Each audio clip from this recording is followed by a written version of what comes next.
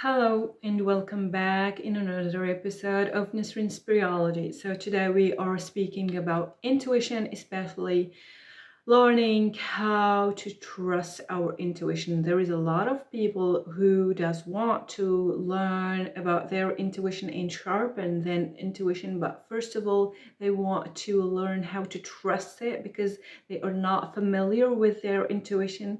So they want to be guided into that. How do we trust our intuition? How can we recognize that is intuition? So, if you have ever felt a gut instinct, a quiet whisper inside you that says, this is the way, even when logic doesn't explain it, that is your intuition, right? So, but here is the challenge. How do you trust something you cannot see and you cannot explain? Today, I will show you how to reconnect with your intuition and make it a trust guide for your life. So you are going to see me looking down here because I have my ChatGPT notes about this chat subjects, and of course I'm gonna be reading sometimes and I'm gonna be making my comments about each passage I read, right? So let's discover about intuition. So intuition isn't magic. About science, it is science. Your intuition is the result of your brain processing information at a lightning speed. Research shows that the gut, often called the second brain, contains over 100 million neurons and communicates directly with the brain through the vagus nerve. This gut brain axis is why you feel intuition as a physical sensation in your tummy, as a tightening in your stomach, a calm certainly in your chest, or even a sense of unease, especially if you're not familiar with intuition and you don't use it usually. So how do you start using your intuition? Here is a step-by-step process to awaken and strengthen it and sharpen your intuition. So step one, silence the noise. Your intuition thrives in silence. Take 5 minutes every day to disconnect from distractions. Turn off your phone. Sit in silence. Well, to make it simple, take time to meditate, right? It is the simplest way to create space in silence within our busy daily life. For me, it is in the morning that I prefer. I do meditate before sleeping as well, but in the morning, take 5 to 10 minutes to just don't look to your phone when you wake up in the morning. Please don't do that because you are going to overstimulate your brain with things that will never serve you, social media and stuff like that.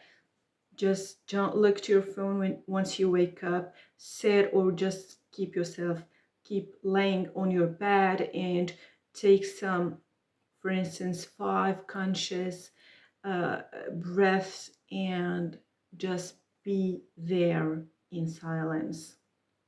So this calms your nervous system, quiets the analytical mind, and makes space for intuitive thoughts to surface.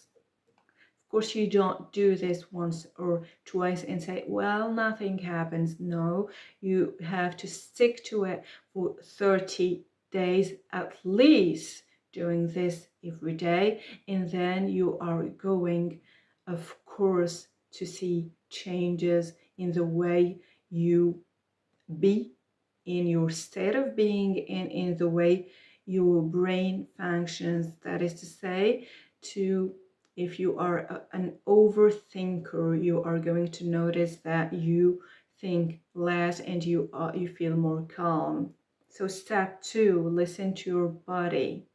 Your intuition speaks through your body. Yes, this is why we feel the tummy hurting whenever there is a decision to take, and we do know what decision to take, but we are not sure if it is the right decision. So we have to listen to our body, learn to do that, start paying attention to how decisions feel. When you think about a choice, you feel relaxed or tense, energized or drained. These sensations are your body's way of saying yes or no, and trust it, but just be sure to decipher uh, fear from acting on something that you know it's better for you because you are not sure it's going to happen, and that other fear that tells it's not fear but it is a no uh, post sign, saying your body saying no, don't take this direction. Just be sure you are not being fearful to act on the things you love and the things you know that they are good for you, just because there is a negative belief hiding and saying that no, it's not going to be good, you are going to be rejected, you are not good enough and stuff, right? So your body holds wisdom that your conscious mind often overlooks. So step 3, practice small decisions. In daily life, you don't need to trust your intuition for life-altering choices right away, right? Start small when deciding what to eat, where to go, what to wear, and stuff like that. Pause and ask yourself what feels right. What do I really prefer? Over time, this practice strengthens your connection to your inner guidance. So step 4 is reflect on past experiences. Think back to times when you ignored your intuition. What were the consequences? Most of the time, the consequences were negative when we ignore our intuition, but don't and ever regret that. It is part of your path. It is for a higher purpose you may be not aware of now, but I mean, on the long term or maybe in another life, you are going to understand why this thing happened. How did that turn out? This reflection reinforces the importance of listening to your inner voice, but not the voice of fear. So the step 5, journal and meditate. Once again, journaling helps like taking away all the noise from your head and putting it right before in front of so you are going to see all this noise, all these thoughts, and be able to decide what to keep and what to get rid of, right? So journaling is really, really important. It is actually a form of manifestation, so please take the time. Don't tell me you don't know what to write. Just take your journal and start writing anything. Look around you, it will come. Start describing your day, for instance. Start writing, how do you feel right now? What do you feel about tomorrow? Whatever, just write something, and then things will flow and you will be able to know what to write through doing. So we learn through practicing, through action. if you don't pass into action, you are never going to know what to write. So you have to start write anything, and then it will come to you. After your quiet time or meditation, write down whatever comes to mind, even when it feels random. And over time, patterns will emerge and you'll notice your intuition sharpening. So this was the last step. One of the biggest obstacles of intuition is doubt. So stop doubting yourself. You have sacred knowledge and you are part of this universe, and it is just the intelligence of universe that is flowing into you. So don't doubt that. Trust in that. So, but the truth is that intuition doesn't scream, it whispers.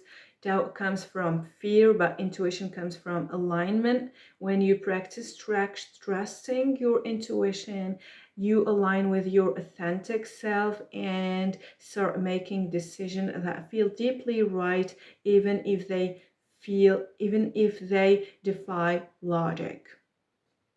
So your intuition is your inner compass. It always there guiding you towards what's best for you.